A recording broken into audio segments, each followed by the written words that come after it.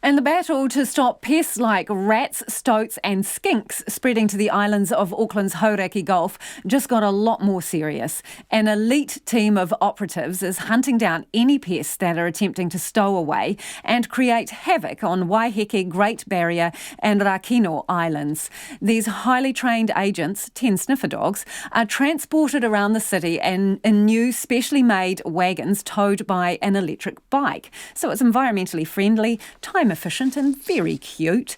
Joanna MacKenzie and videographer Claire Eastham-Farrelly went to meet them. Rat specialist Kosha and her handler Lois Clayton, ready to take on whatever pests are trying to squirrel themselves away on trucks or cars. Kosha is one of 10 dogs, each of whom have their own very particular set of skills. Each dog has got a different target. There's the mustelid dog, weasel, stoats, ferrets, rodent dog, rats and mice, the possum dog and the plague skink dog. The all-female band of sniffer dogs has increased in number this year from 2 to 10, following the council's natural environment targeted rate. So why does Lois Clayton need to take the dogs out in a wagon towed by a bike? The bike is absolutely fabulous because it's not using fuel, not causing emissions, and very easy to find parking down on the waterfront. A really good way of getting there and back. If I was walking, it uses up a lot of time. It's an hour to get down there, whereas on the bike I can halve that time. Could Lois have imagined a few years ago that she'd be cycling around the city on an electric bike towing her dogs? Never in a million years. I've always had a passion for biosecurity.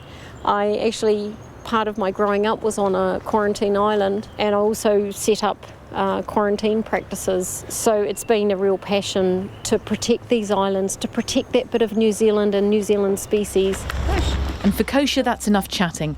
She's on the clock and it's time to get down to the city to check out the 10:20 Sea Link sailing to Waiheke. She hops into the wagon, gets comfy and settles down for the congestion-free ride.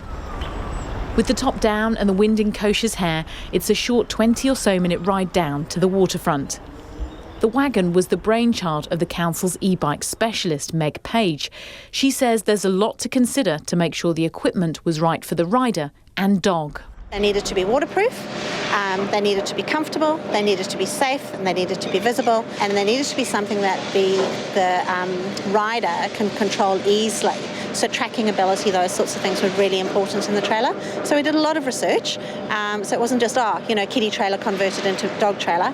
This is specialist equipment that we've looked at. Meg Page says the wagon is absolutely safe. There's a tethering system, so it can't fall out the trailer. Secondly, the way that it's attached to the bike can actually fall over, but the trailer will stay upright. And we have checkpoints in place before each time we ride.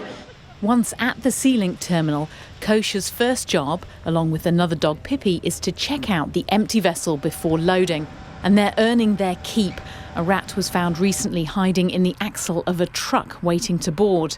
Biosecurity manager for the council, Jonathan Miles, says the dogs are the superstars of his team, not just because of their skills, but they also get conversations going about biosecurity. We have to bring the public, the people of Auckland and also nationally along with this journey to help us protect, because it's not just a single entity or organisation, it's for us collectively to do. And the dogs are a neat avenue into being able to talk with a whole range of people. Good morning.